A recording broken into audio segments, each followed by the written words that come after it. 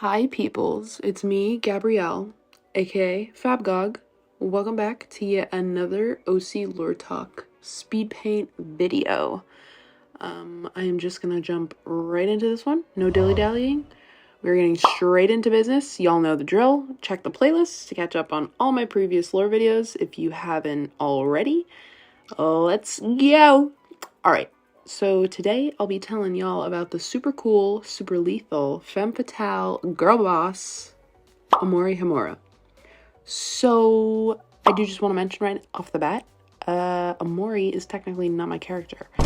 She belongs to a lovely internet friend of mine. However, I've adopted her for my story because I couldn't imagine anyone else getting into silly shenanigans with Iggy other than her, and she's also just a super cool character. So, regardless of that though, I've been drawing this girlie for about 5 years now, starting back in 2018.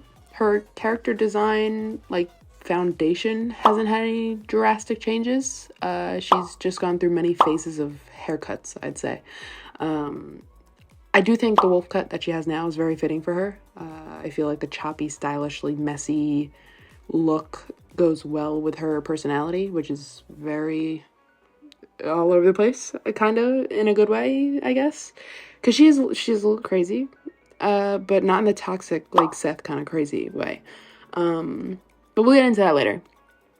Anywho, I love looking back on my old Amori art. The cuteness of her and Iggy's relationship is just so wholesome. Even if they had a little rocky start, I guess you could call it that. We'll get into that later too. The most recent art I actually did of them brought back a lot of that wholesome happiness for me, because as of recently, I don't know what's been up with me. I don't know what's been going on, but I noticed that there's a severe drought of the silly romantic, cutesy OC couple art that I lived for back in 2018 to 19. I don't know, there's just such a drought. I just stopped making it 2020 and on. I was just no. I don't know why. And I realized that a little while ago, this year, but I really got to work on that because ship art is my favorite thing. But I guess I just thought it was annoying, but I'm screwed up doing it. Anyway, I love doing it. I love making cute art like that, but I also really love doing gory and gross art. And, on occasion, sometimes I will mix the two. But I digress. We must go back to the star of today's show, Lil Miss Mori Baby, as Iggy likes to call her. So, let's start with her basic info. At the beginning of the story, Amori is 21 years old. Her birthday is January 7th, meaning she's a critical and cutthroat Capricorn. She's super hardworking, meticulous, pays very good attention to detail, and sets very high standards for herself and her work. Her MTBI type is that of an ISTJA, meaning there's no cutting corners with Amori. If she's doing something, she's doing it right. While she definitely doesn't like being in the spotlight, her sense of stability and determination is a good foundation for her to keep things orderly, especially with Iggy in the cathedral. More on that later, though. She can easily change her personality depending on who she's with, matching the other person's energy to make them feel comfortable. However, Amori is definitely a force to be reckoned with, and while she isn't physically as threatening as Iggy or Jace, she kind of likes it that way. Her victims never suspect anything of her 5'4", 120-pound self. Victims? Gabrielle, that's a bit intense. Why do you say it like that? Well, let's start from the beginning. Until 4 years old, Amori was kept in the same orphanage as Iggy.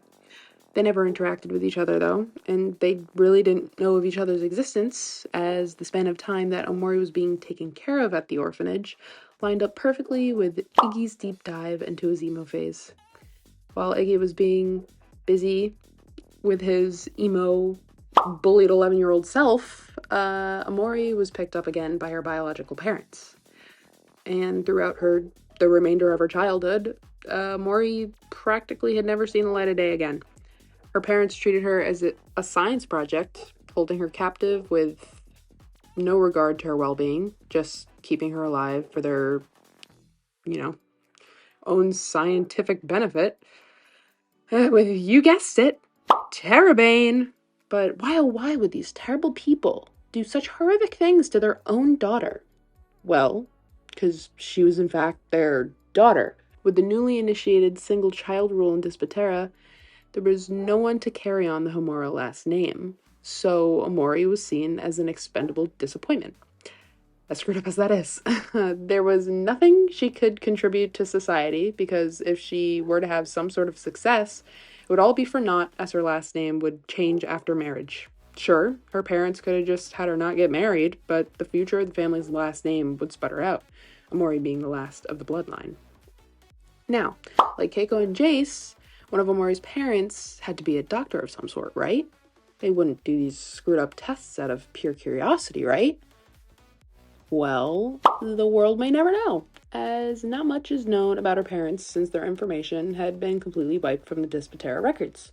Similar to Iggy's parents, like how they just fell off the face of the earth.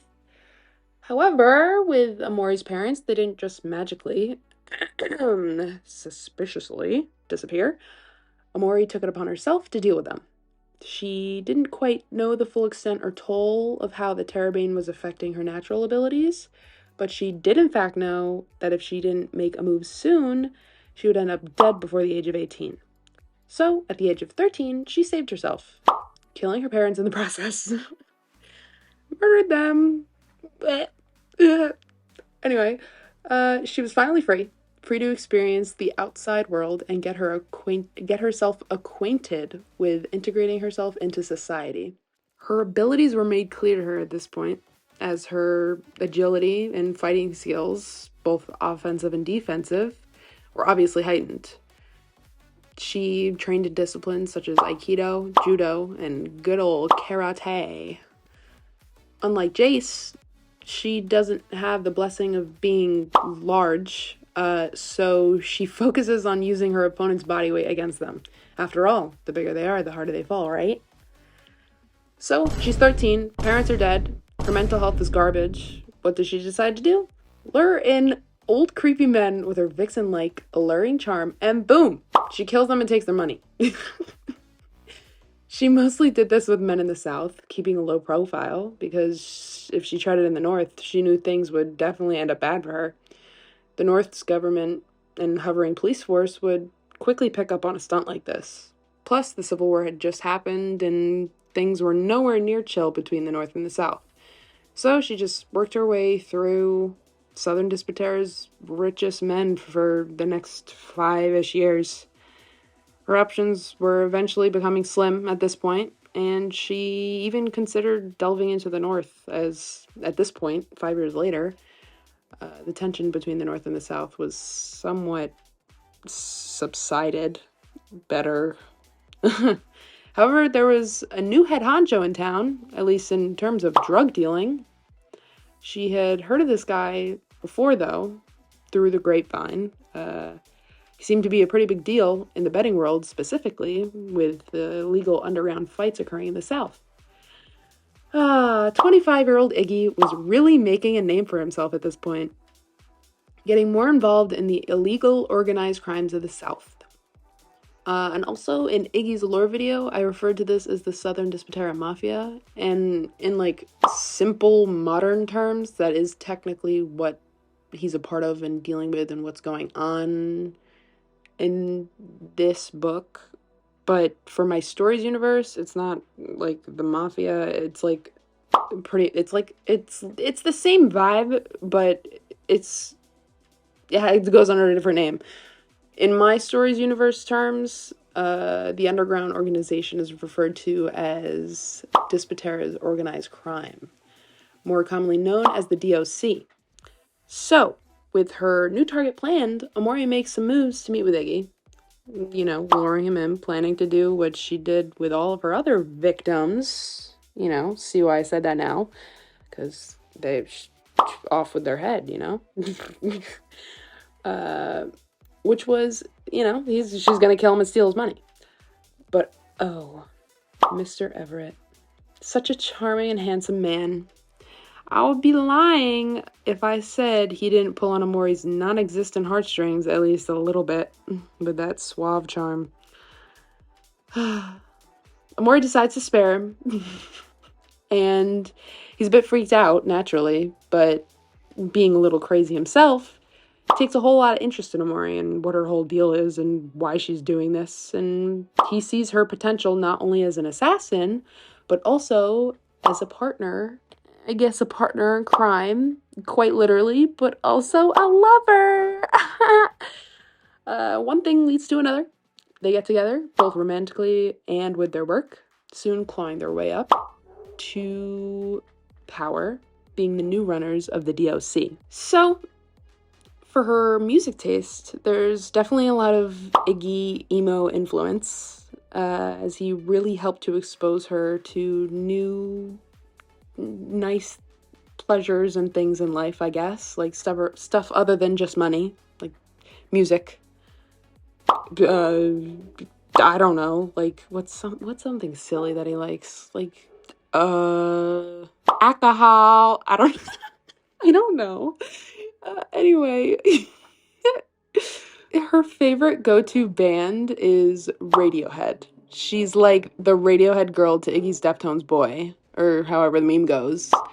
She does love Deftones too, though, and Pierce the Veil, thanks to Iggy, but she does go down her own emo excursion route with bands like Get Scared and The Used.